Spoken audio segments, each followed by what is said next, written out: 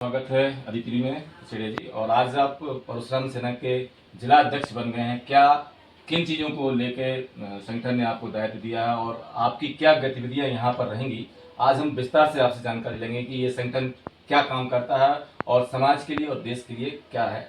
आपका स्वागत है दीदी में। धन्यवाद आदरणीय भैया। सर्वप्रथम तो मैं अदिति न्यूज को धन्यवाद देता हूँ कि आपने चैनल में मेरा मुझे मौका दिया, उसके लिए। तो परशुराम सेना जो है वो 2022 में गठित हुई है और इसका ब्राह्मण हितों के साथ साथ सनातन के सभी धर्म और संस्कृति के कार्यों को भी बढ़ावा देना इसका मुख्य उद्देश्य है। और मध्य प्रदेश के अधिकांश जिलों में इसका गठन लगभग हो चुका है। तो जिन जिलों में अभी नहीं हुआ है तो शीघ्रता से उसको लगभग 55 जिले हैं पूर्ण कर लिया जाएगा। और से इसके परशुराम बोर्ड के जो माननीय कैबिनेट मंत्री दर्जा प्राप्त आदरणीय विष्णु जी राजौरिया जी हैं, तो इसके संरक्षक हैं। आदरणीय अनूप जी शुक्ला इंदौर से इसके प्रदेश अध्यक्ष हैं। सम्मानीय प्रेम गुरु जी इसके प्रदेश कार्यकारी अध्यक्ष हैं। प्रदेश महामंत्री आदरणीय सुनील जी उपाध्याय हैं। साथ ही मतलब विभिन्न स्थानों पर प्रदेश के लोगों पर बैठे जो पदाधिकारियों ने, क्योंकि मेरी नियुक्ति तो अभी हुई है, उन्होंने मुझे जो गाइडलाइन और परशुराम सेना का उद्देश्य बताया वो पूर्णतः ये है कि ब्राह्मण हितों के साथ साथ सनातन धर्म और संस्कृति को जो कहीं ना कहीं क्षय हो रहा है पाश्चात्य संस्कृति का, उसको बढ़ाना है। तो इसका मतलब ये ब्राह्मण हितों के लिए सबसे पहले बात करूं तो डायल 100 जैसे कार्य करेगी। जो जैसे कि यदि किसी स्थान पर किसी की दुर्घटना होती है या उसको किसी प्रकार की हेल्प की आवश्यकता है तो उस स्थान की जो बॉडी है, उस स्थान का जो सदस्य है, उस स्थान का जो अध्यक्ष है, वो उस स्थान पर पहुंच जाएगा।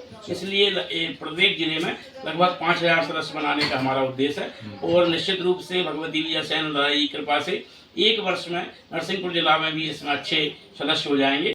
में आप समाज के संगठन की ओर से क्या लोगों के प्रति, जो आप जैसे बताया कि आपने 108 जैसी सुविधाएं यहाँ पर उपलब्ध कराएंगे, तो उसमें क्या प्रक्रिया रहेगी? यहाँ पर नरसिंहपुर घाटवरा करेली में यहाँ पर ये कर पाएंगे क्या अपन?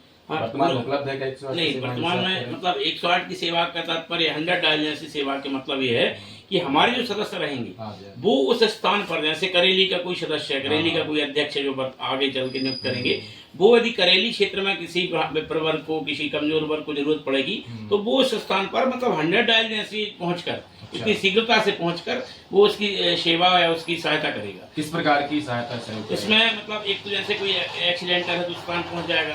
दूसरा, इसमें मैंने बता रहा था आपको कि जैसे उत्कृष्ट वकील इसमें सदस्य होंगे, अध्यापक सदस्य होंगे, इसमें जो बढ़िया प्रोफेसर लोग सदस्य हैं, आज भी हैं, तो इनको यदि किसी को शिक्षा में जरूरत है तो उसकी हेल्प करेंगे। यदि वो निःशुल्क चाह रहा है, यदि वो कमजोर वर्ग से, तो निःशुल्क शिक्षा प्रदान करेंगे। निःशुल्क मतलब हम उसको वकालत की जरूरत है तो केसेस लड़ने की, तो उसका हम रखेंगे।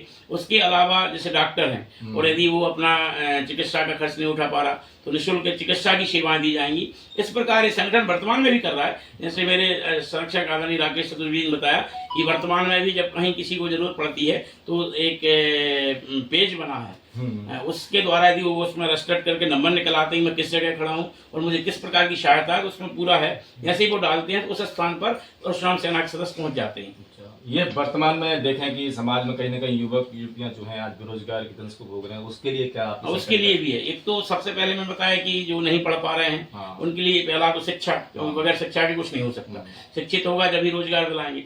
दूसरा, जो ब्राह्मण समाज के भी बड़े पदाधिकारी लोग हैं जो बड़े पदों पर हैं, उनसे भी संपर्क किया जाता है कि भाई किसी प्रकार से विद्यार्थी की मदद करें।